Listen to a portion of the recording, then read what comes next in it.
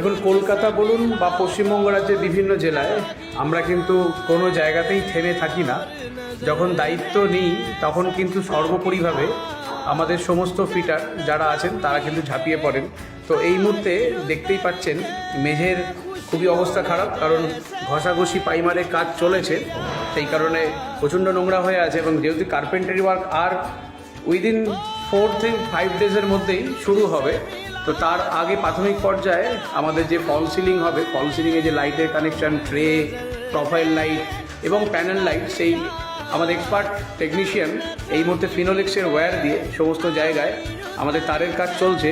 এবং অপরদিকে, দাদা তুমি কাজ শুরু করো, আমি বেরিয়ে যাবো এবার।